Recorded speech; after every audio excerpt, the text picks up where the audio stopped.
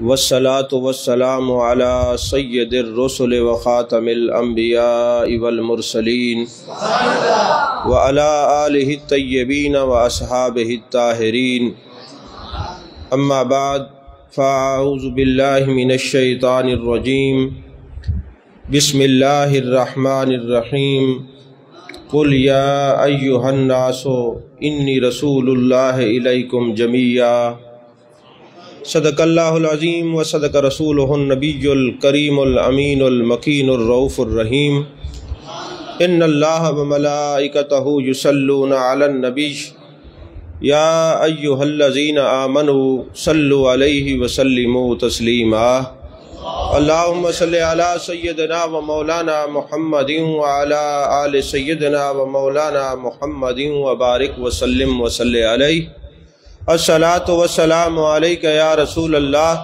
الصلاۃ والسلام علیک یا حبیب اللہ الصلاۃ والسلام علیک یا نبی اللہ الصلاۃ والسلام علیک یا خیر خلق اللہ۔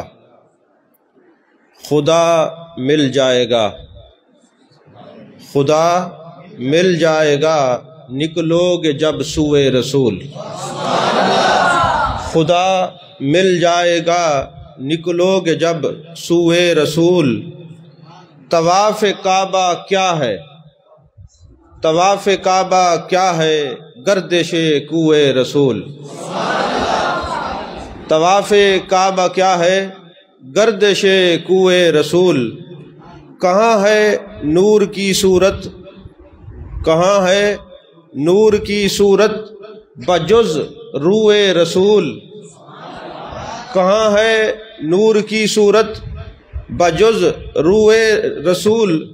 ذرا دیکھو میان چشم و آبروئے رسول۔ ذرا دیکھو میان چشم و آبروئے رسول۔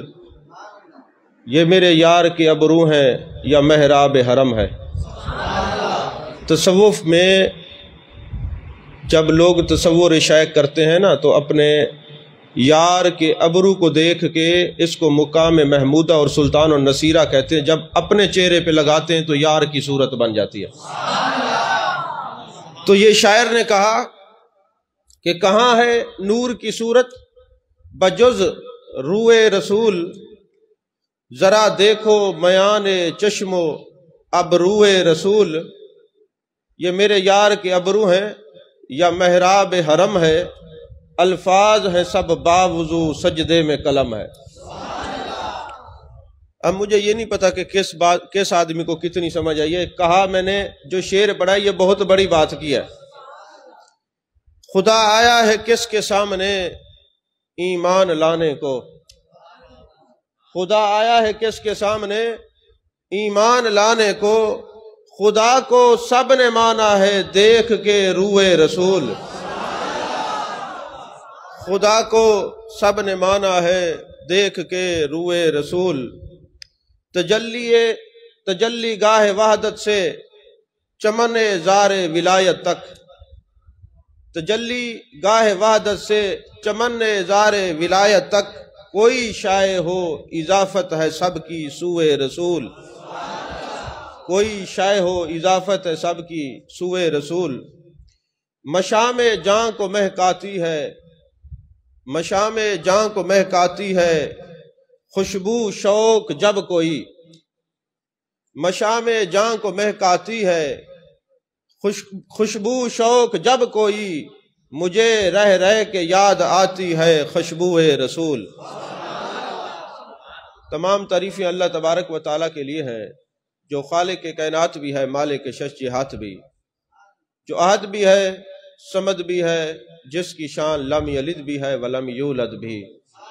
لا تعداد ہدیہ درود و سلام بارگاہ سید الانام، شفیع رحمت، والی امت، شاہ خوباں، جان جانا، شہنشاہ حسینہ، سید سروراں، سیاہ لا مکاں، تتیمہ دوراں، سرخیل زہرہ جمالاں، رازدان ما اوہا، شاہد ما تغا، صاحب علم نشرہ، معصوم آمنہ، احمد مجتبی حضرت محمد مصطفیٰ صلی اللہ علیہ وآلہ وصحبہ وبارک وسلم کی دربار ناز میں اپنی عقیدتوں، ارادتوں، محبتوں کا خراج پیش کرنے کے بعد، عزیزان محترم، اللہ جل مجدہ کا احسان عظیم ہے کہ ہمیں زندگی میں پھر محبوب علیہ الصلوۃ والسلام کے ربیع النور، ربیع الاول شریف کی برکتوں کو سمیٹنے کا موقع عطا فرمایا ہے۔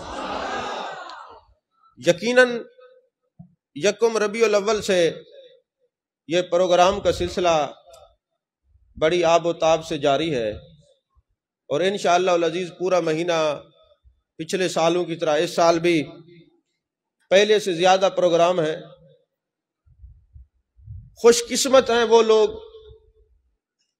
میں سمجھتا ہوں خوش قسمتی کی معراج پر فائز ہیں وہ لوگ جو روزانہ والضحیٰ کے چہرے والے محبوب کا ذکر سننے کے لیے آتے ہیں، اور روزانہ کوئی اغیار کی مجالس میں جاتا ہے، کوئی آوارہ گردوں کی مجالس میں جاتا ہے، کوئی غیبت اور چغلی کے میدان میں بیٹھا ہوتا ہے۔ مبارکباد کے قابل ہیں وہ لوگ جو روزانہ ذکر رسول کے لیے تیار ہو کے بیٹھا ہوتا ہے۔ آپ لوگوں نے محسوس نہیں کرنا، میں ایک اشارہ دے رہا ہوں، ریکویسٹ کر رہا ہوں، جب آپ کسی اپنے دوست کو دعوت دیتے ہیں یا اپنے ساتھ لے کے آتے ہیں، ان کو یہ بتایا کریں کہ یارو جب کسی دنیا دار کی مجلس میں جاتے ہیں نا، تو ان کے آداب یہ ہوتے ہیں۔ اب شادیوں پہ آپ کیسا لباس پہنتے ہیں؟ کسی اعلیٰ افسر کو ملنا ہو تو کیسا لباس پہنتے ہیں؟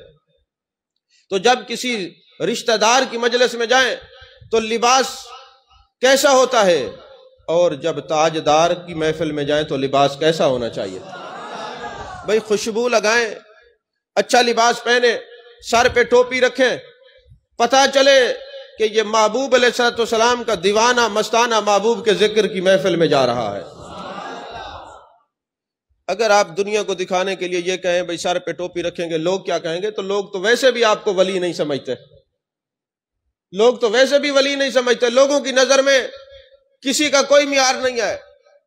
اور بالخصوص ہمارے مسلک میں تو قدر ہی تب ہوتی ہے جب دنیا سے بندہ چلا جاتا ہے، زندگی میں تو کوئی ویسے کسی کی قدر نہیں ہے، تو آپ کی کون قدر کرے گا؟ لہٰذا سارے دنیا داروں سے، رشتہ داروں سے منہ موڑ لیں، کوئی رشتہ دار نہیں ہے، جو کچھ بھی ہے مدینے کا تاجدار ہے۔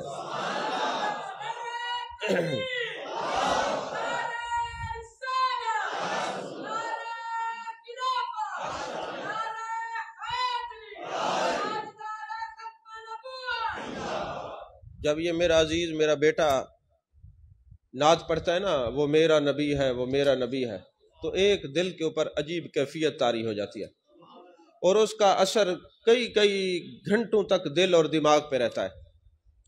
تو آپ روزانہ جو بھی نعت پڑھیں، اس کے بعد اس نعت کے پورا مہینہ 2 اشعار لازمی پڑھنے، کیونکہ محبوب علیہ الصلوۃ والسلام کی عظمتوں کے دریچے کھل جاتے ہیں، سینہ فراخ ہو جاتا ہے، طبیعتیں بحال ہو جاتی ہیں، تھکاوٹیں اتر جاتی ہیں کہ میرے آقا علیہ الصلوۃ والسلام وجہ تخلیق کائنات ہیں۔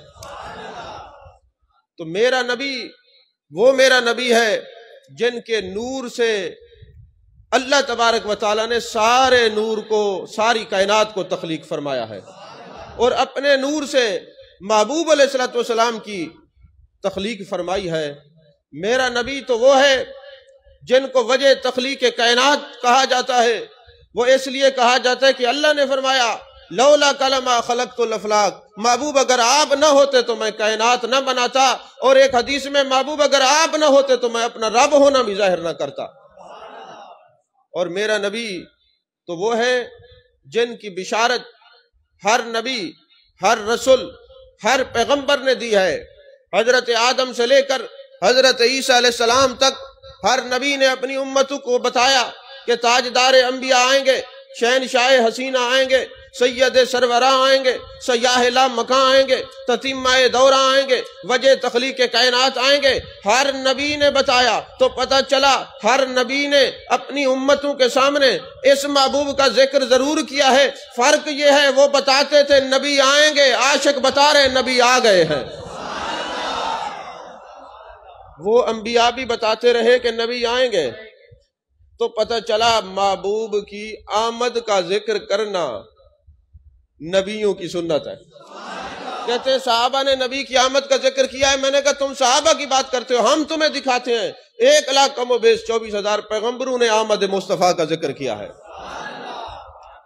حضرت آدم علیہ السلام سے لے کر حضرت عیسیٰ علیہ السلام تک کوئی نبی ایسا نہیں جس نے اپنی امت کو نہ بتایا ہو کہ امام الانبیاء آئیں گے۔ حضرت آدم علیہ السلام نے حضرت شیس علیہ السلام کو وصیت کی، بیٹے جب میں نے آنکھ کھولی تو میں نے ہر جگہ نبی کا نام نامی اس میں گرامی لکھا ہوا پایا ہے۔ میں نے جنت کے دروازے پہ دیکھا، میں نے جنت کے درختوں کے پتوں پہ دیکھا، میں نے حوروں کے رخساروں پہ دیکھا، یہ محمد اور رسول اللہ لکھا ہوا تھا۔ بیٹا اس نام کے وسیلے سے اللہ مجھ سے راضی ہوا ہے، میں تجھے وصیت کرتا ہوں کائنات میں سب سے زیادہ ذکر محمد عربی کا کرنا صلی اللہ علیہ وسلم۔ تو آدم علیہ السلام سے لے کر نوح علیہ السلام، شیس علیہ السلام، حضرت عیسیٰ علیہ السلام تک ہر نبی نے بتایا کہ نبی آئیں گے۔ ہر نبی نے، غور کیجئے، نکتہ بڑا غور طلب ہے کہ ہر نبی نے بتایا نبی آئیں گے۔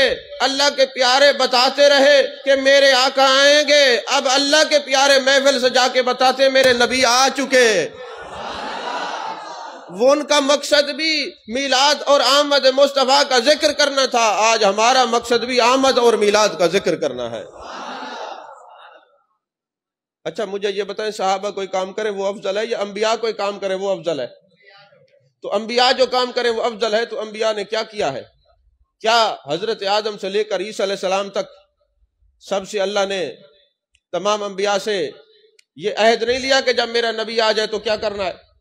اب قرآن نہیں پڑھتے؟ کیا عیسیٰ علیہ السلام نے بشارت نہیں دی کہ میرے بعد نبی آئیں گے، ان کا نام کیا ہوگا؟ اسمہ احمد۔ تو پتہ چلا آمد کا اور میلاد کا ذکر تو سارے نبی کرتے رہے ہیں، تو نبی کی آمد کا ذکر اللہ کے نبی کرتے رہے ہیں، اور قیامت تک نبی کی آمد کا ذکر نبی کے عاشق کرتے رہیں گے۔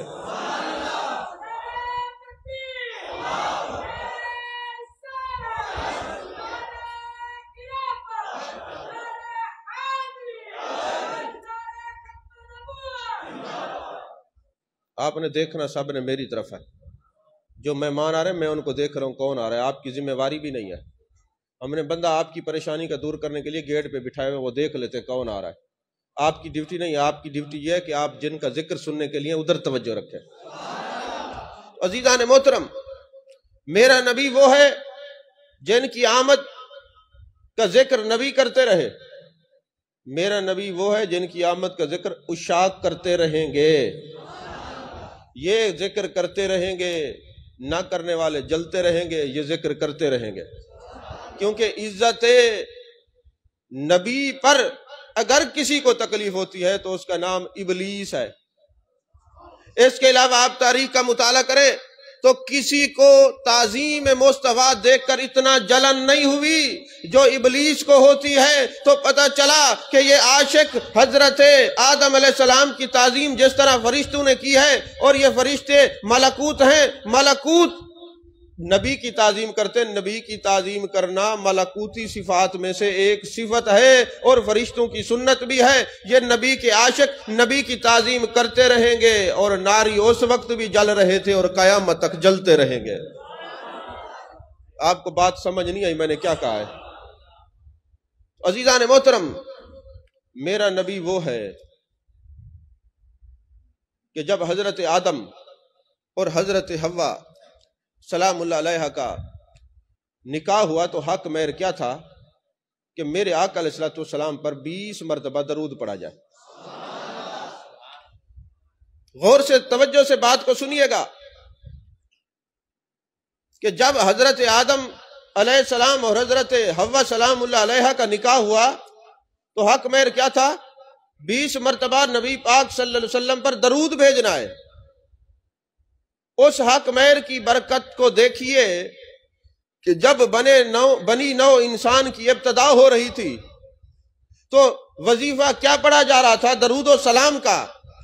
آج بھی 1450 سال 1500 سال قیامت تک اللہ تبارک و تعالی نے ایک فرشتہ مقرر کیا ہے کہ جب کوئی کہیں بھی درود پڑھتا ہے تو فرشتہ محبوب علیہ السلام کی بارگاہ میں عرض کرتا ہے، اے سبز گنبد کے مکین فلاں شخص اور فلاں کا بیٹا آپ پر درود و سلام پڑھ رہا ہے۔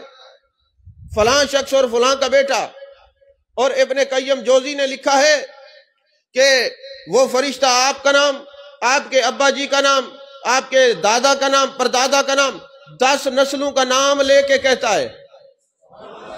توجہ سے بات کو سنیے گا.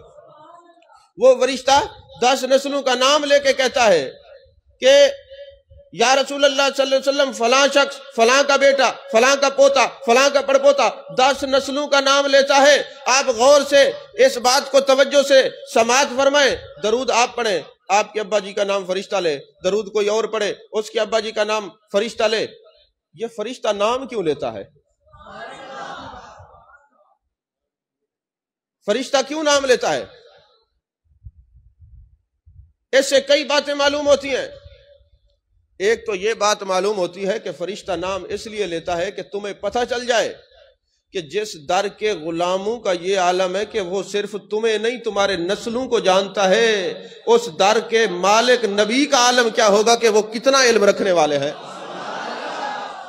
اور دوسری بات یہ ہے، محدثین نے لکھا وہ فرشتہ جب کوئی درود پڑھتا ہے تو بارگاہ رسالت مآب صلی اللہ علیہ وسلم میں یہ اعلان کرتا ہے، یہ عرض پیش کرتا ہے، یا رسول اللہ صلی اللہ علیہ وسلم فلاں شخص، فلاں کا بیٹا، فلاں کا پوتا یہ آپ پر درود و سلام بھیج رہا ہے. حضرت آدم سے لے کر اس کے ابے تک جس کا نسب ٹھیک ہوتا ہے، فرشتہ اس کے حلال ہی ہونے کا اعلان کر رہا ہوتا ہے. آپ درود و سلام کے منکرین سے نہ لڑا کریں، ضرورت بھی نہیں ہے. درود و سلام وہی پڑھیں گے جن کا نسب ٹھیک ہوگا.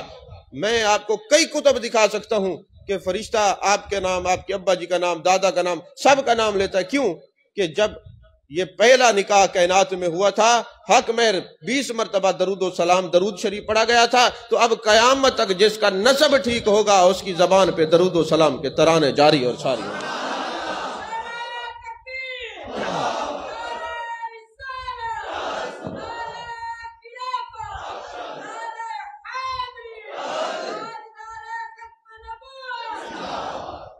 جب یہ حدیث پاک علماء بیان کرتے ہیں کہ ایک فرشتہ محبوب علیہ السلام کی بارگاہ میں عرض کرتا ہے، یا رسول اللہ صلی اللہ علیہ وسلم فلاں شخص نے آپ پر درود پڑھا ہے، تو یہ حدیث پاک پڑھ کے نا کچھ لوگ پٹڑی سے اتر گئے. انہوں نے کہا دیکھو اگر نبی خود سن سکتے تو یہ فرشتہ کیوں بتاتا ہے؟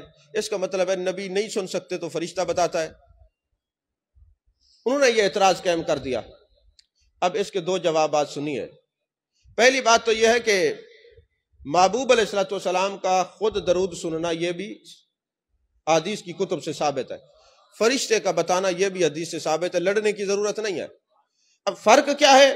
میرے آقا نے فرمایا اسمع صلاۃ اہل محبتی وعارفہم، جو پیار سے، محبت سے، سب سے منہ موڑ کر، جیسے اب سب سے منہ موڑ کے آپ بیٹھے ہوئے اور درود شریف پڑھ رہے ہیں، تو میرے آقا علیہ السلام جو سب سے منہ موڑ کے محبت میں آئے ہیں نا، محبت میں بیٹھے ہیں، محبت میں درود پڑھتے ہیں، تو اللہ تعالیٰ کے محبوب جو محبت والا درود ہے وہ خود سنتے ہیں.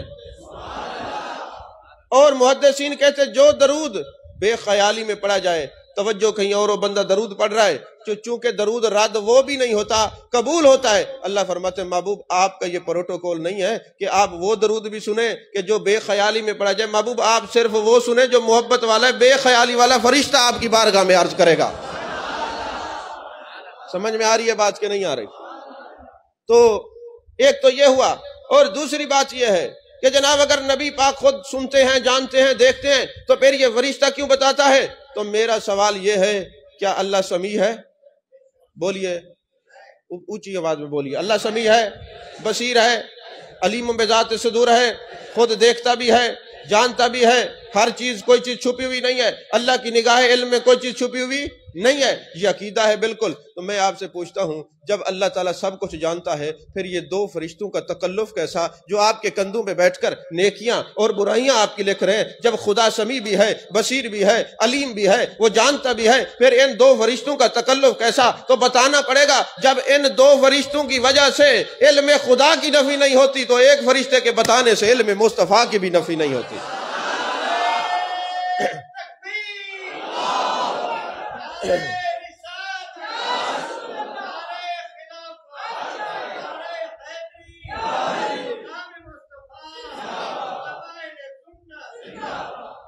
میرا نبی وہ ہے جو اپنی اماں جان کے شکم عطر میں بھی لوح محفوظ پر قلم چلنے کی آواز کو سماعت فرماتے تھے۔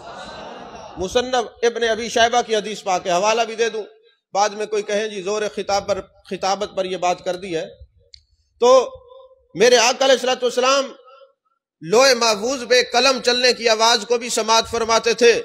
جب حضرت عباس رضی اللہ تعالی عنہ نے عرض کی یا رسول اللہ صلی اللہ علیہ وسلم، میں تو آپ کی نبوت کو اس دن مان گیا تھا جب آپ پنگوڑے میں ہوتے تھے، آپ کی انگلی کے اشارے سے چاند واجد میں آتا تھا، میں آپ کی انگلی کو بھی دیکھتا تھا، ادھر سے چاند کو بھی دیکھتا تھا۔ یا رسول اللہ صلی اللہ علیہ وسلم، جب آپ پنگوڑے میں ہوتے تھے، آپ بچے تھے، میں دیکھتا تھا جس طرف آپ کی انگلی ہلتی تھی اسی طرح چاند ہلتا تھا، اور آپ یہ چاند واجد میں آتا تھا۔ تو میں یہ پوچھنا چاہتا ہوں کہ دنیا کے جو چھوٹے چھوٹے ہمارے جو بچے ہوتے ہیں، ہم ان کو کھلونے لے کے دیتے ہیں، وہ کھلونوں سے کھیلتے ہیں، خاموش ہو جاتے ہیں، ان کا دل بہل جاتا ہے۔ ہمارے بچوں کے کھلونے ہمارے بنائے ہوئے ہیں، اور نور کا کھلونا بھی نور ہے۔ چاند آپ کی انگلی کے اشارے سے، اور یا رسول اللہ جب آپ کبھی کسی وجہ سے غم زدہ ہوتے تو یہ چاند آپ کا دل بہلایا کرتا تھا۔ تو یا رسول اللہ میں تو بچپن سے اس وقت مانتا تھا آپ کو۔ تو میرے آقا علیہ الصلوۃ والسلام نے فرمایا چچا آپ جو فرما رہے ہیں بات بالکل درست ہے، اس سے اگلی بات نہ بتاؤں؟ عرض کی بتائیں؟ فرمایا جب میں ماں کے پیٹ میں تھا نا تو ماں کے شکم عطر میں رہ کر لوح محفوظ پر قلم چلنے کی آواز کو بھی سنا کرتا تھا۔ تو یارو میں آپ سے پوچھتا ہوں، جب میرے آقا اپنی ماں کے شکم عطر میں تھے تو قلم کے چلنے کی آواز سنتے تھے، جب آپ جو ہے نبوت کے تمام مقامات کو طے کر کے اپنی گنبد خضرا میں جلوہ گر ہیں، قبر انور میں جلوہ گر ہیں، ماں کے پیٹ میں لوح محفوظ کے قلم کے چلنے کی آواز سن سکتے ہیں، تو آج گنبد خضرا میں غلاموں کا درود و سلام بھی سن سکتے ہیں۔ سمجھ میں آ رہی ہے بات کہ نہیں آ رہی؟ تو میرا نبی تو وہ ہے جن کی ولادت کے وقت کعبہ نے سجدہ کیا تھا۔ جب میرے آقا علیہ الصلوۃ والسلام دنیا میں تشریف لائے، جناب عبد المطلب آپ کے دادا جان کعبے کا طواف کر رہے تھے، فرماتے میں نے دیکھا کہ کعبے کی چاروں دیواریں زمین بوس ہو گئی۔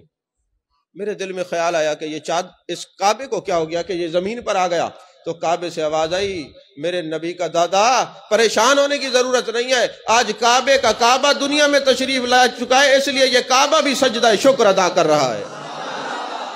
جن کی ولادت پر کعبے نے سجدہ کیا، میرا نبی تو وہ میرا نبی ہے، اور کعبہ کیوں سجدہ کر رہا تھا؟ اس کی وجہ کیا ہے؟ کئی وجوہات ہیں، ان میں سے ایک وجہ یہ بھی ہے کہ اس کعبے کو پاک کرنے والا محبوب دنیا میں جلوہ گر ہو چکا ہے۔ تو پتہ چلا کعبے کو پاک کرنے کے لیے محبوب کی ضرورت ہے، اور دل کو پاک کرنے کے لیے محبوب کی ضرورت کیسے نہیں ہے؟ ابن تیمیہ کی کتاب ہے عربی کا رسالہ الفرقان، اس کے اندر ابن تیمیہ نے لکھا ہے، میری لائبریری میں موجود ہے، میں آپ کو دکھا سکتا ہوں۔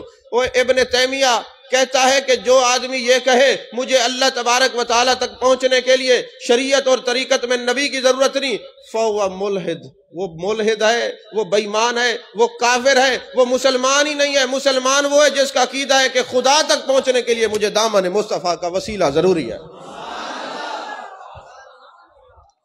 عزیزان محترم،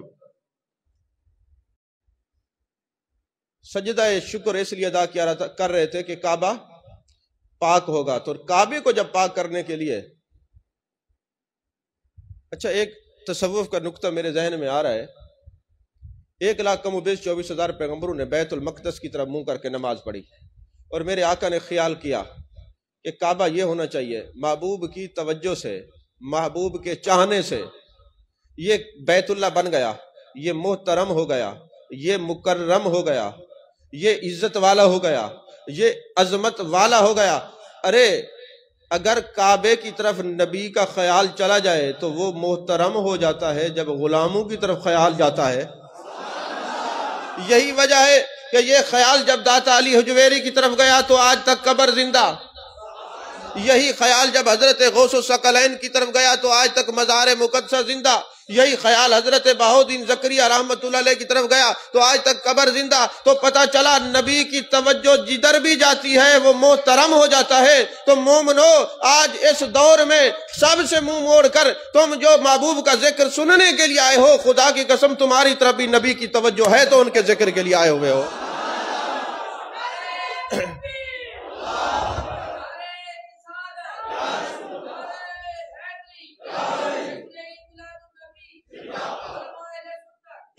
ان کی توجہ نہ ہوتی تو آپ نہ آتے. جو گھروں میں بیٹھ کے مجھے سن رہے ہیں، میں ان کو بھی دعوت فکر دیتا ہوں کہ مثنوی شریف کے اندر مولانا روم کہتے ہیں کہ ایک آدمی تھا، وہ اللہ اللہ کرتا تھا، کچھ عرصے بعد شیطان نے ورغلا دیا، تو جو اللہ اللہ کرتا ہے تیرا اللہ ذکر سنتا ہے تجھے جواب دیتا ہے. اس نے ذکر چھوڑ دیا. اللہ نے خضر علیہ السلام کو بھیجا، جا میرے بندے کو کہے ایک دفعہ جو تیری زبان سے اللہ نکلتا ہے یہ تیری طرف سے ہوتا ہے، پھر جو اللہ اللہ جاری ہو جاتا ہے یہ میری طرف سے ہوتا ہے. آج جو تم ذکر کی محفل میں آئے ہو اپنی مرضی سے ہو، کل جب آؤ گے تو محبوب نے پسند کیا ہے آئے ہو. جو اپنے پروگراموں میں محفلوں میں نظر آتے پھر نظر نہیں آتے، ان کو یہ دعوت فکر ہے کہ اگر تمہاری محفل مقبول ہو جائے محبوب کی نظر میں تو تمہیں اگلے دن بھی آنا نصیب ہو جائے. تم یہ نہ کہو کہ ہم نہیں جاتے، وہ تمہیں بلاتا نہیں. اگر ان کی نظر ہوتی تو روزانہ ذکر مصطفیٰ میں تم حاضر ہوتے. ہولے ہولے سبحان اللہ سنا مشکل گال جو کسی کہیں جی میرے رشتہ دار یہ کہیں کہ فلانا، سب جائیں بھاڑ میں، انہیں جانا انہیں مانا، نہ رکھا غیر سے کام. للہ الحمد میں دنیا سے مسلمان گیا. رشتہ داروں سے عزتیں تلاش کرنے والوں کچھ نہیں ملے گا، ذلت کی موت آئے گی. جو مدینے کے تاجدار سے عزت مانگے گا سب کچھ اسی کے دامن سے ملے گا. وہ جی بیمار ہے، فلانا ہے، مسئلہ ہے، جس نے دعا مانگتے ہوئے اللہ مرتے وقت کلمہ نصیب فرما. زندگی میں ان کا کلمہ جو زبان پہ ہوگا تو مرتے وقت نصیب ہوگا. ادھر ادھر تم بیمار نہیں ہوتے، آوارہ گردی کے لیے تمہیں کوئی مسئلہ نہیں ہوتا، نبی کی ذکر کے لیے پریشانی ہوتی ہے، پھر کہتے جی ہمارا یہ مسئلہ. کافی باتیں، کافی شکوے مجھے آپ لوگوں سے بھی ہیں. اگر آپ لوگ محبوب کی محفلوں پہ جاتے تو آج یہ بد مذہب پیدا نہ ہوتے، یہ گستاخ پیدا نہ ہوتے. یہ آپ لوگوں کی وجہ سے ہے، ان کے پیدا ہونے کا سبب آپ ہیں. آپ کو یہ شرم نہیں آتی، اتنا جرت نہیں اپنے بیٹے کو کہے کہ حضور کی محفل میں جانا ہے. کیوں؟ کہ بیٹے نے آپ کا ماضی دیکھا ہوا ہے، آپ کیا کرتے تھے. اگر بیٹے کو پتا ہوتا میرا ابا محبوب کے ذکر کے لیے تیار ہوتا ہے تو آج بیٹا بھی تیار ہوتا. جب اس کو پتا ہے ابا سست تھا، نہیں سمجھ آئی. آج ابا بڑھاپے میں کہتے صحیح میرے پوتر نا محفل میلاد نہیں ویندے، تو ویندا میں اپنے گریبان میں جھانکا ہے. زبردستی پکڑ کے لوگوں کو ذکر سنانا پڑتا ہے کہ محبوب کی توجہ ہو جائے.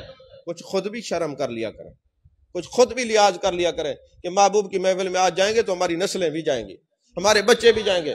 اب خود نہیں جائیں گے تو پھر جو ابا نماز نہ پڑھے بیٹے کو کیسے منہ سے کہے گا بیٹا نماز پڑھا کر. تو آج اپنی نسلوں کو بد مذہبوں سے بچانے کا ایک ہی ذریعہ ہے کہ آپ خود بھی ذکر رسول میں شریک ہوں اور اپنے بچوں کو بھی ساتھ لے کے جائیں. عزیزان محترم، میرا نبی وہ ہے جس کو شجر و حجر سلام کرتے ہیں. مسلم شریف کی حدیث پاک ہے، مولا کائنات حضرت علی کرم اللہ وجہہ الکریم آقا کریم صلی اللہ علیہ وسلم کے ساتھ ہیں اور الصلاۃ والسلام علیک یا رسول اللہ کی صدائیں آ رہی ہیں. مولا کائنات حضرت علی کرم اللہ وجہہ الکریم نے ادھر ادھر دیکھا، پہاڑ ہیں، وادیاں ہیں، درخت ہیں، درود و سلام کی آواز آ رہی ہے مگر پڑھنے والا نظر نہیں آتا. عرض کی یا رسول اللہ صلی اللہ علیہ وسلم آواز آ رہی ہے نظر نہیں آتا. فرمایا یہ جو درخت ہیں یہ مجھ پر درود و سلام پڑھ رہے ہیں، یہ پتھر مجھ پر سلام پڑھ رہے ہیں، یہ پہاڑ مجھ پر سلام پڑھ رہے ہیں. تو عزیزان محترم، یہ درخت، میں نے یہ آیت پڑھی ہے نا، قل یا ایھا الناس انی رسول اللہ الیکم جمیعا، محبوب ان سارے لوگوں سے کہہ دو میں سب کا رسول بن کے آیا ہوں، میرے آقا سب کے رسول ہیں. مسلم شریف میں ارسلت الی الخلق کافہ، جتنی چیزیں اللہ نے تخلیق کی ہیں سب کے رسول ہیں.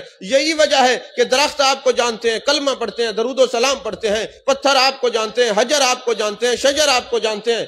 یہی وجہ ہے کہ جب میرے آقا علیہ الصلوۃ والسلام کہیں رفع حاجت کے لیے جاتے تھے، دلائل النبوت اٹھائیں، اس کے اندر حوالہ بھی ساتھ ساتھ دے دوں کہ میرے آقا فرماتے کہ جاؤ دیکھو جگہ میں نے رفع حاجت کے لیے جانا ہے تو یہ جو درخت کھڑا ہے اس کو کہہ دو، اس کو بھی کہہ دو، اس کو بھی کہہ دو. وہ سارے درخت اکٹھے ہو جاتے، محبوب کے لیے ایک اوڑ بنا لیتے تھے.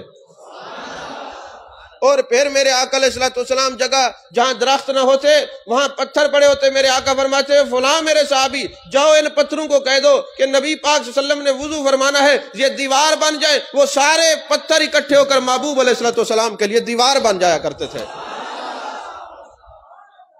میرا نبی تو وہ ہے، نہ پڑھو تم درود و سلام، تمہارے درود و سلام کے لیے کیا ضرورت ہے؟ نہ پڑھو تم، درخت بھی پڑھتے ہیں، شجر بھی پڑھتے ہیں، حجر بھی پڑھتے ہیں، کائنات کی ہر چیز میرے آقا علیہ الصلوۃ والسلام پر درود و سلام پڑھتی ہے۔ اور میرا نبی تو وہ میرا نبی ہے کہ جن کے گیسوئے عنبریں بغیر کنگھی کے ہمہ وقت آراستہ ہوا کرتے تھے۔ میرے آقا جب رات کو آرام فرماتے، اب ہم سوتے ہیں نا صبح داڑھی علیحدہ ہوتی ہے، بال علیحدہ، عجیب غریب شکل ہوتی ہے، لیکن محبوب جب اٹھتے تو محسوس ہوتا کہ جسے آپ کے ابھی ابھی تازہ کسی نے داڑھی میں بھی کنگھی پھیری ہے، آپ کے زلفوں میں بھی کنگھی پھیری ہے۔ اور حضرت حلیمہ فرماتی ہیں جب میرے آقا علیہ الصلوۃ والسلام دودھ پیتے تھے نا، ہمارے بچے جب دودھ پیتے ہیں فیڈر سے دودھ پلائیں یا ماں دودھ پلائیں نا تو دودھ کا قطرہ منہ پہ لگ جاتا ہے۔ حضرت حلیمہ فرماتی ہیں مجھے کبھی دودھ صاف کرنے کا موقع نہیں ملا، غیبی فرشتے ابھی دودھ میں پلا کے فارغ ہوتی تھی، فرشتے میرے نبی کے منہ کو پہلے ہی صاف فرما دیتے تھے۔ اور جب آپ آرام کر کے اٹھتے تو سرما لگا ہوتا، جسم سے خوشبو آ رہی ہوتی۔ حضرت خدیجہ حضرت حلیمہ فرماتی ہیں کہ میرے آقا علیہ الصلوۃ والسلام جب میرے گھر میں تھے تو میں نے دیکھا کہ میرے آقا علیہ الصلوۃ والسلام جس کمرے میں روشنی نہ ہوتی محبوب کو لے جاتی، محبوب کے چہرے سے پورا کمرہ روشن ہو جاتا تھا۔ میں نے دیے جلانے چھوڑ دیے، میں محبوب کے رخ پاک کو لے کے جاتی، کمرہ روشن ہو جاتا۔ اور فرماتی ہے جتنا عرصہ میرے آقا علیہ الصلوۃ والسلام میرے گھر میں رہے میں نے سرکار کا ستر مبارک نہیں دیکھا، کیونکہ نور کا حجاب آپ کی ستر مبارک کے ارد گرد لپٹا ہوتا تھا۔ سمجھ میں ہے؟ میرا نبی تو وہ ہے۔ عزیزان محترم، میرا نبی وہ ہے جس کو خدا نے بلا حجاب دیدار کروایا ہے، بلا حجاب دیدار کروایا۔ حضرت موسیٰ علیہ السلام، راوی حضرت ابو ہریرہ رضی اللہ تعالیٰ عنہ ہے کہ جب اللہ تبارک و تعالیٰ نے حضرت موسیٰ علیہ السلام کو دیدار کرایا تو ایک تجلی، قرآن گواہ ہے اس بات کا، ایک تجلی نصیب ہوئی۔ پھر حضرت موسیٰ علیہ السلام کا عالم یہ تھا کہ آپ اندھیری رات میں کالے پتھروں پر کالی چیونٹی کو 30 میل کے فاصلے پر دیکھ لیا کرتے تھے۔ اچھا آج اگر کوئی بندہ کہے میں اس بات کو نہیں مانتا تو اس کو 2-4 لتر مار کے سمجھانا پڑے گا کہ تیرا کوئی دوست بیٹھا ہو امریکہ میں تو ویڈیو کال کے ذریعے پاکستان میں بیٹھ کے ادھر دیکھ سکتا ہے؟ نہیں سمجھ آئی؟ تو جب مادیت اور سائنس کے ذریعے تو یہاں پہ بیٹھ کے دنیا میں جس کونے میں جس کو مرضی ہے چاہے دیکھ سکتا ہے، تو جب تو دیکھ سکتا ہے تو پھر موسیٰ کلیم اللہ کا عالم کیا ہوگا؟ تو ایک تجلی حضرت موسیٰ علیہ السلام نے دیکھی تو پھر آپ 30 میل کے فاصلے پر، یہ جب ویڈیو کال کا زمانہ نہیں تھا اس وقت تو حدیث کو سمجھنے میں تھوڑی مشکل ہوتی ہوگی لوگوں کو، یا دل پہ تالے ہوں تو مشکل لگتی ہوگی، آج تو مشکل نہیں ہے، آپ یہاں بیٹھ کر جہاں مرضی ہے دیکھ بھی رہے ہیں، سلام بھی۔ اگر پیچھے چلے جائیں نا، آج سے 25 سال 20 سال پہلے ان کو کہیں نا کہ جی دیکھیں ایک زمانہ آئے گا لوگ یہاں بیٹھے ہوں گے امریکہ سعودیہ اور باہر بیٹھے ان سے باتیں بھی کریں گے، ان کو دیکھیں گے وہ کہیں گے نہیں ہم نہیں مانتے۔ ایسا ہے کہ نہیں ہے؟ لیکن آج آپ تو مان رہے ہیں نا، آپ بات بھی کر رہے ہیں، آپ بہتر یہ کہ آپ کے پاس موبائل والا یہ جو ہے نا بڑا کیمرے والا موبائل ہونا چاہیے تو تبھی دیکھ سکیں گے نا۔ تو ایمان اگر پورا ہو تو پھر بات ماننے میں مشکل نہیں ہوتی نا۔ تو موبائل بھی تو ہے نا، آپ 3310 پہ تو آپ نہیں دیکھ سکتے نا، نوکیا کا چھوٹا موبائل ہے اس پہ بھی نہیں دیکھ سکتے، اس کے لیے تو آپ کو بڑا موبائل لینا پڑے گا، اس کے اندر کیمرہ بھی ہو، نیٹ بھی ہو، ساری سہولیات موجود ہوں، تو ایمان بھی ہو، عشق بھی ہو، پھر وہ نظر کا کیمرہ بھی ہو، تو پھر یہاں بیٹھ کے آنکھیں بند کر کے مدینے والے کو بھی دیکھا جا سکتا ہے۔ سامان پورا ہونا چاہیے، سامان پورا نہیں ہے، ایمان پورا نہیں ہے تو سامان بھی پورا نہیں ہے، پھر اعتراض تو نکلیں گے اور کیا ہوگا۔ تو آپ 30 میل کے فاصلے پر کالی رات میں کالی چیونٹی کو کالے پتھر پہ دیکھ لیتے تھے۔ کون؟ جنہوں نے رب کی ایک تجلی دیکھی تھی، ان کے دیکھنے کا عالم یہ تھا، اور میرے نبی نے بلا حجاب اپنے رب کو دیکھا، ان کے دیکھنے کا عالم کیا ہوگا؟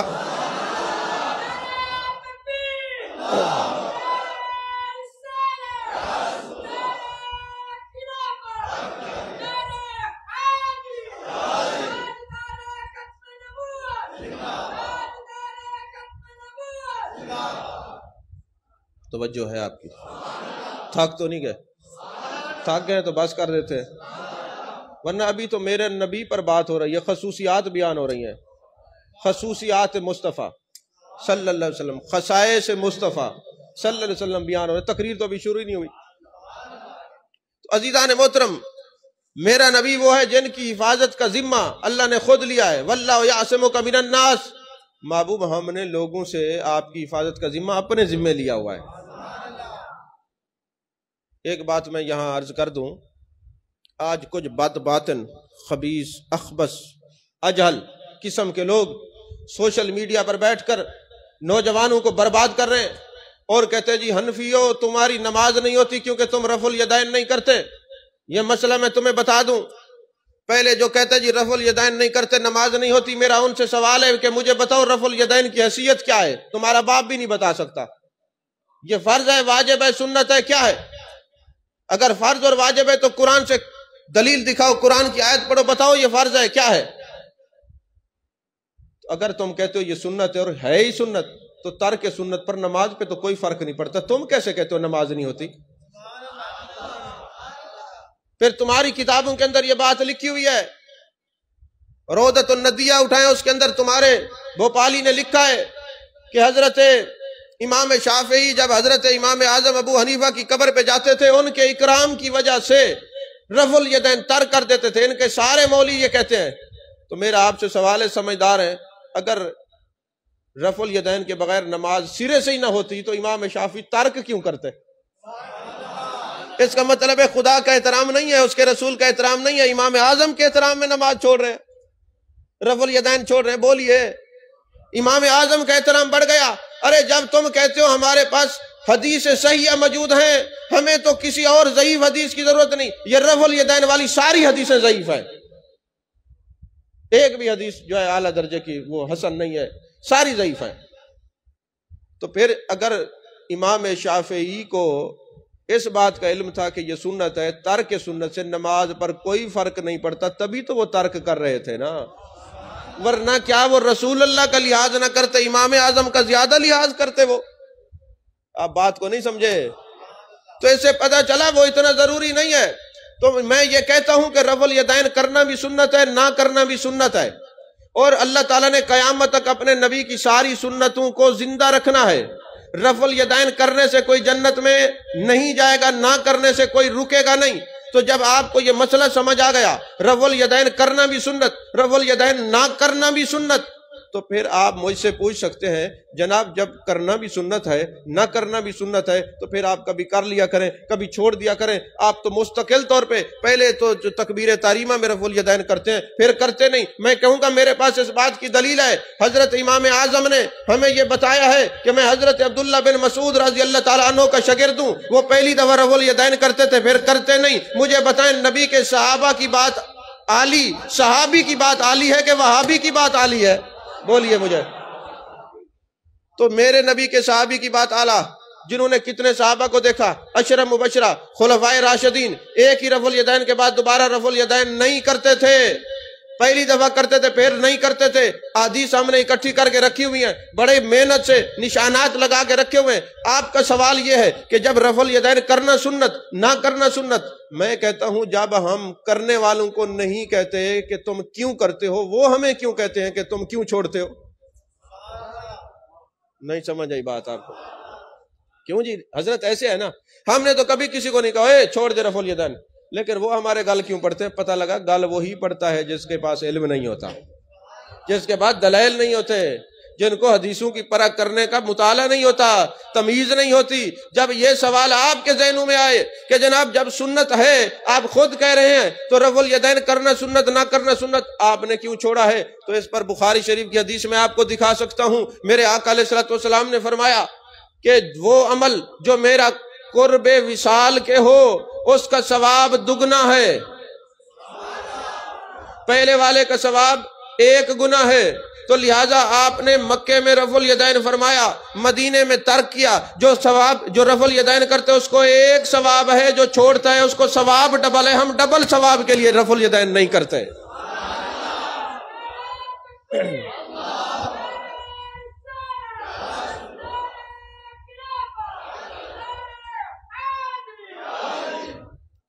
اچھا قبلہ حضرت علامہ صاحب یہ فرمائیں کہ کیا یہ فرمان موجود ہے نا کہ جس کو ناسخ منسوخ کا علم نہ ہوتا اس کو ممبر پہ بولنا حرام ہے، تو آپ ہمیں فتویٰ دیں کہ اگر جس کو یہ علم نہ آتا ہو، اس کا ناسخ منسوخ نہ جانتا ہو، اس کا تقریر کرنا حرام ہے، تو کیا سننا حلال ہوگا اس کو؟ بولیے۔ تو ان بچوں کو، یہ ینگ جنریشن کو، یہ یونیورسٹیز والوں کو کون بتائے کہ تم کس چکر میں پڑ گئے ہو؟ کس کو سنتے ہو؟ جس کو دیکھنا بھی حرام ہے، جس کو سننا بھی حرام ہے، جس کا بولنا بھی حرام ہے، تم اس کو اپنا اکابر کہتے ہو۔ اچھا پھر کہتے ہیں نا، پوچھو ان سے کیوں سکیپ ہو گئے کہ جی فلاں پلمبر کو سنا ہے، سکیپ ہو گئے۔ کس سے دین لیا ہے؟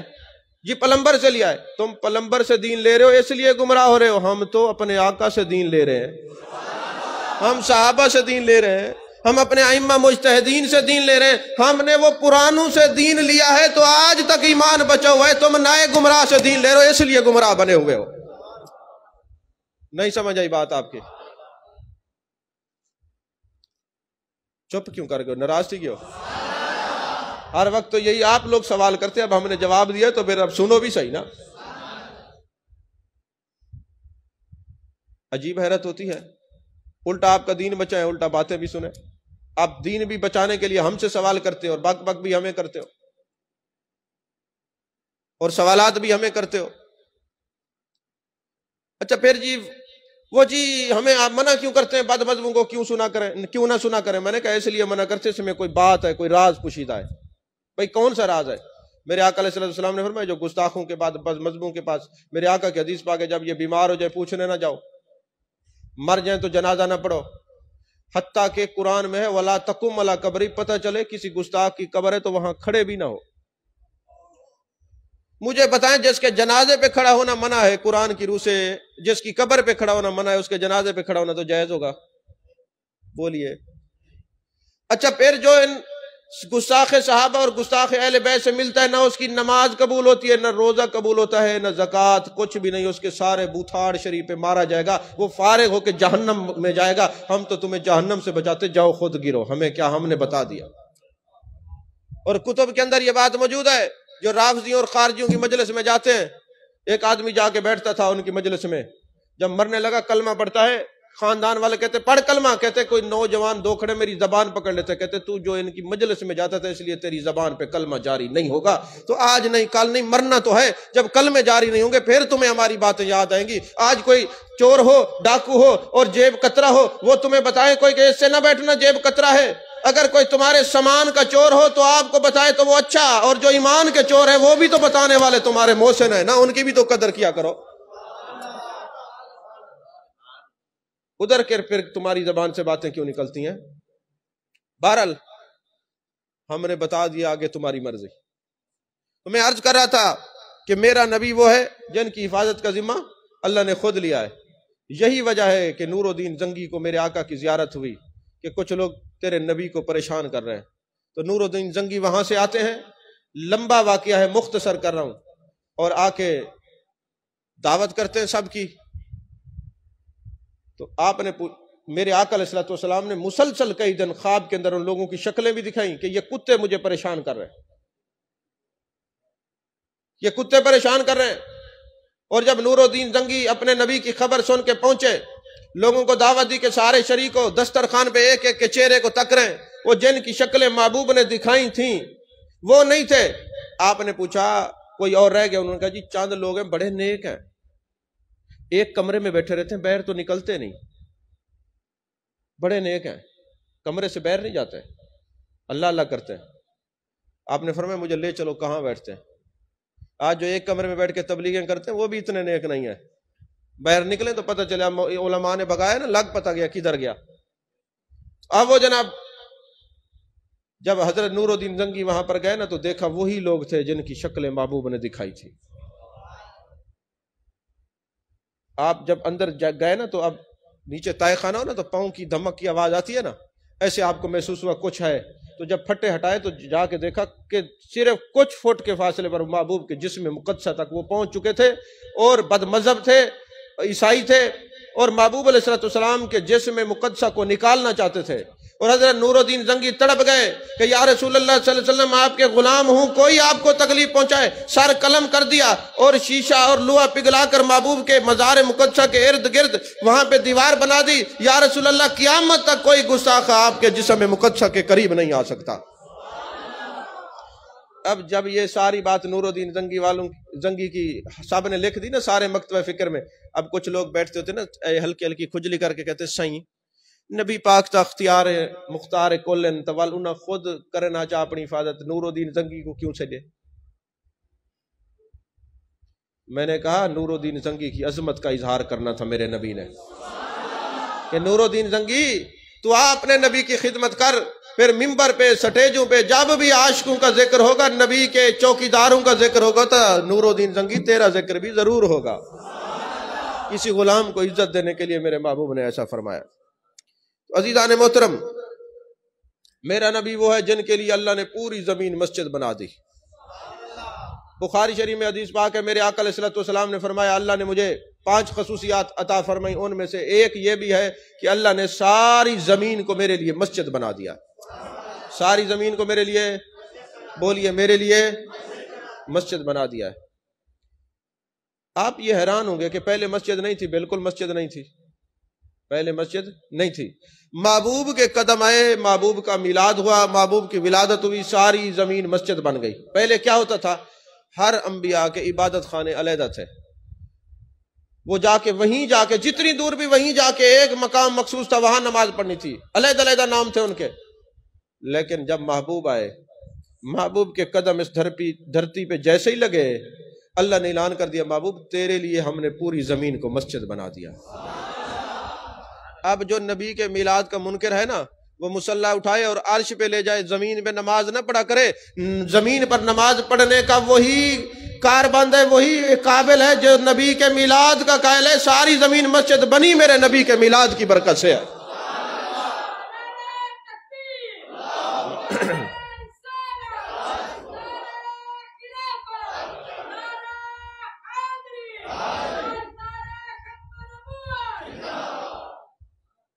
سمجھ میں آ رہی بات؟ وقت مختصر ہے، ابھی تو میں نے تیمم پر بتانا تھا کہ مٹی میں پاک کرنے کی صلاحیت کیسے آئی، تو خود ہی مان جائیں محبوب کے قدموں سے قدم زمین پہ لگ جائیں تو مٹی پاک کر سکتی ہے، تو پھر جو غلاموں پر نگاہ پڑ جائے ان کی نگاہوں میں بھی اثر آتا ہے، جن پر بھی پڑتی ہے پاک کر دیتی ہے۔ عزیزان محترم، میرا نبی وہ ہے جو حبیب خدا بن کے آیا، اور میرے آقا نے فرمایا احبونی لحب اللہ، تم مجھ سے محبت کرو اس لیے کہ میں اللہ کا بھی محبوب ہوں، وانا حبیب اللہ، بھی اللہ مجھ سے محبت کرتے اور میں بھی اللہ کا محبوب ہوں، تمہیں چاہیے کہ تم مجھ سے محبت کرو۔ اسی طرح میرا نبی تو وہ ہے کہ پورے قرآن میں، پورا قرآن اٹھائیں، اللہ تعالیٰ نے پکارا نہیں ہے، مخاطب نہیں کیا، جیسے باقی انبیاء کو فرمایا یا موسیٰ یا عیسیٰ، باقی انبیاء کو یا کر کے پکارا، لیکن اپنے نبی کو ذاتی نام سے نہیں پکارا، کبھی یا رسول اللہ، کبھی یا ایھا المزمل، یا ایھا الرسول، یا ایھا المزمل، یا ایھا المدثر، یعنی پیار سے، جیسے میرے آقا علیہ الصلوۃ والسلام کا پیار دیکھے نا، حضرت علی کرم اللہ وجہ الکریم زمین پہ لیٹے ہوئے تھے، مٹی لگی ہوئی تھی، میرے آقا جا رہے فرماتے ہیں یا ابو تراب، ابی تراب، یہ مٹی کا باپ، اب پیار تھا نا، مٹی بھی جاڑ رہے ہیں، اور فرماتے تو مٹی کا باپ ہے، ابو تراب ہے، تو ابو تراب ہے، مٹی بھی جاڑ رہے ہیں، تو پتہ چلا القابات اسی کو دیے جاتے ہیں جس سے بہت زیادہ پیار ہو۔ میرے آقا تو محبوب خدا ہے، اس لیے پورے قرآن میں نام لے کے نہیں پکارا۔ یہ محمد رسول اللہ، تو ایک بات اللہ بتا رہا تھا کہ محمد رسول اللہ والوں کی نشانیاں یہ ہیں، ایسا ہے کہ نہیں ہے، لیکن جب پکارا تو یہ یا کر کے نہیں پکارا کہ اے میرے محبوب، اب یہ یا ایھا الرسول، یا ایھا النبی، یا ایھا المزمل، یا ایھا المدثر، رب کا پیار دیکھیں، میرا نبی تو وہ ہے جو محبوب رب العالمین ہے۔ عزیزان محترم، میرے نبی کا یہ کمال ہے، 1,24,000 پیغمبر آئے، ویسے میں کہا کرتا ہوں کہ کتب میں 2,24,000 ہیں، 1,24,000 تو ویسے کہا جاتا ہے، زبانوں پہ جاری ہے، غلط و لام ہے۔ تو جتنے پیغمبر آئے، جتنے انبیاء آئے، جتنے رسول آئے، کوئی اپنے امتی کی قبر میں کسی کا کوئی دیدار نہیں کرواتا، یہ خاصا میرے مصطفیٰ کریم صلی اللہ علیہ وسلم۔ آدم علیہ السلام کے امتی قبر میں آدم علیہ السلام کا دیدار نہیں کریں گے، نوح علیہ السلام کے امتی قبر میں نبی کا دیدار نہیں کریں گے، عیسیٰ علیہ السلام تک امتی قبر میں نبی کا دیدار نہیں کریں گے۔ یہ امت مصطفی کا خاصہ ہے، میرے نبی کا خاصہ ہے کہ وہ اپنی امت کو دیدار کروائیں گے اور امتی قبر میں محبوب کا دیدار کریں گے۔ وجہ کیا ہے؟ فرمایا یہ میرے امتی تڑپتے ہیں، مچلتے ہیں، درود و سلام کی مجالس میں جاتے ہیں، ذکر رسول کی مجالس میں جاتے ہیں، وہ کہتے ہیں میرے محبوب کا چہرہ ایسا تھا، میرے محبوب کا لعاب دہن ایسا تھا، میرے محبوب کا والضحیٰ کا چہرہ تھا، واللیل کی زلفیں تھیں، ما زغ البصر وما طغیٰ کے کاجل والی آنکھیں تھیں۔ وہ اٹھتے بیٹھتے درود و سلام پڑھتے ہیں، یہ نبی کے لیے تڑپتے ہیں، مچلتے ہیں۔ اب وفا کا تقاضا یہ ہے جب یہ قبر میں جائیں تو یہ رشتہ داروں کا غم نہ ہو کہ امام انبیاء تشریف لا چکے ہیں، قبر میں سرکار کی زیارت کروائی جائے۔ ویسے حیرت ہے کتنی محنت سے ہم تقریر کرتے اور آپ کو باسیاں اور پتہ نہیں ایسی کیفیت ہوتی ہے۔ ذرا ہوشیار ہو کے بیٹھے، یہ تقریر ختم کر دیتے آپ تھک گئے، کیونکہ آپ لوگوں کی تھکاوٹ تو ضروری ہے، پتہ نہیں پھر سونا نصیب ہو نہ ہو، ذکر تو روز ہی ہوتا ہے نا، ہر وقت محفلیں ہوتی ہیں، پتہ نہیں نیند تو پھر شاید نہ آ سکے، مسئلہ ہو جاتا ہے نا، بڑے پرابلم ہے، یہ مسائل ہے۔ حیرت ہے ویسے جس نبی کے نام پہ کھاتے ہیں، جس نبی کے نام پہ ملتا ہے، جس نبی کا کلمہ پڑھنے سے خاتمہ ایمان پر ہوگا، جس نبی کے نام لینے سے قبر میں فرشتوں کی لتر پریڈ سے بچیں گے، اس نبی کے نام پہ ذکر آتی طبیعتیں خراب ہیں جی، مسائل ہو گئے جی، بڑے مسائل۔ یہ تو پتہ چلے گا نا جب مرو گے، پھر پتہ چلے گا کہ نبی کا ذکر کرنے میں کتنی برکت ہے۔ تو میں عرض کر رہا تھا قبر میں میرے آقا علیہ السلام کا خاصہ ہے کہ آپ تشریف لائیں گے، امتی کو دیدار کروائیں گے۔ کس لیے؟ روح کیوں نہ ہو مضطرب اس دل بے قرار میں، سنتا ہوں کہ آپ دیکھنے آئیں گے مجھ کو مزار میں۔ کیونکہ ہم تو مرنے کے لیے بھی اس لیے بے چین ہے کہ سن رکھا ہے کہ قبر میں آقا کی جلوہ گری ہوگی، محبوب کا دیدار ہوگا، اور جتنے انبیاء ہیں ان کی مہر نبوت ان کے دائیں ہاتھ پر ہوتی تھی۔ مجھے کہنے دیجئے، وہ ہاتھ دکھا کے بتاتے تھے ہم نبی ہیں، اور محبوب کی مہر نبوت پشت پر تھی۔ محبوب آپ کو ہاتھ دکھانے کی ضرورت نہیں، آپ کا چہرہ اتنا حسین بنایا جو بھی دیکھے گا کہے گا یہ اللہ کے سچے نبی ہیں، اتنے حسین و جمیل نبی ہیں۔ عزیزان محترم، میرے آقا علیہ السلام کا نام نامی، اسم گرامی اور آپ کا ذکر تو اتنا برکت والا ہے کہ ایک مرتبہ ایسا ہوا کہ محبوب علیہ السلام کی عدالت میں ایک کیس آیا کہ جی یہ اونٹ میرا ہے۔ میرے آقا نے فرمایا، جس نے کیس کیا تھا کہتے حضور یہ میرا اونٹ ہے، دوسرا آدمی کہتے میرا اونٹ ہے، یہ مقدمہ محبوب کی بارگاہ میں آیا۔ اب میرے آقا علیہ السلام معاذ اللہ مجبور تھوڑی ہیں، آپ تو مختار ہیں، آپ نے فرمایا اونٹ سے پوچھ لیتے تو کس کا ہے۔ یہ پنچایتی تو وہ لوگ بنتے ہیں نا جن کو پتہ ہی کسی بات کا نہیں، جن کی نظر میں کوئی چھپا ہوا ہی نہ ہو، ان کو پنچایت کیسی۔ اللہ تبارک و تعالیٰ نے محبوب کی توجہ سے اونٹ کو بولنے کا موقع عطا فرمایا۔ اونٹ نے عرض کی یا رسول اللہ صلی اللہ علیہ وسلم، یہ جو کہتا ہے نا یہ بندہ یہ جھوٹ بولتا ہے، میں اس کا اونٹ ہوں۔ یہ جو آپ کا غلام ہے، آپ کا صحابی، میں اس کا اونٹ ہوں۔ یہ منافق جھوٹ بولتا ہے، میں آپ کا اونٹ ہوں، اس کا نہیں ہوں۔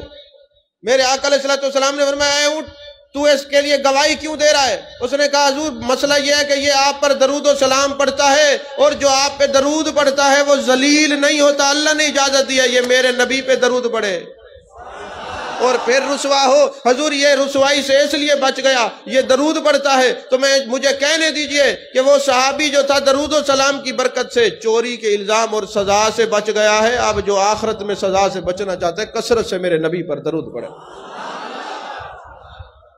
تو میرا نبی وہ ہے جس کو پیار سے دیکھ لیں اس کی کایا بدل دیتے ہیں۔ نجد سے ایک سمامہ مینوسال کو پکڑ کے لایا گیا، میرے آقا نے فرمایا ایک پلر کے ساتھ اس کو باندھ دو۔ روزانہ محبوب جاتے فرماتے سمامہ میری طرف دیکھو، وہ آنکھیں بند کر لیتا۔ ایک دن دل نے کہا کہ ذرا دیکھوں تو صحیح محبوب ہیں کیسے، تو ایک ترچھی نظر سے یہ کسرے کے نا کانی آنکھ نال انہوں نے جب دیکھا نا محبوب کو، بس پھر دیکھتے ہی رہ گئے، پھر دیکھتے ہی رہ گئے۔ اور میرے آقا علیہ السلام نے جب دیکھا کہ اس نے دیکھ لیا ہے اور جو پیار سے دیکھ لیتا ہے پھر وہ نبی کی زلفوں کا اسیر ہو جاتا ہے۔ اب اس کو باندھنے کی ضرورت نہیں ہے، اب اس کو چھوڑ دیا جائے۔ میرے آقا نے فرمایا اس کو چھوڑ دو۔ حضرت ثمامہ جاتے ہیں، جا کے غسل کرتے ہیں اور واپس آ کے عرض کرتے ہیں اپنے قدموں سے جدا کر کے تماشا نہ بنا، اپنے قدموں سے جدا کر کے تماشا نہ بنا، کیا کہے گی خلق اپنا بنا کے چھوڑ دیا۔ حضور اب آپ نے کیا چھوڑا ہے؟ آپ نے دیکھا ہی ایسے ہے کہ اب آپ کو چھوڑنے کو دل ہی نہیں کرتا۔ تو میرا نبی وہ ہے۔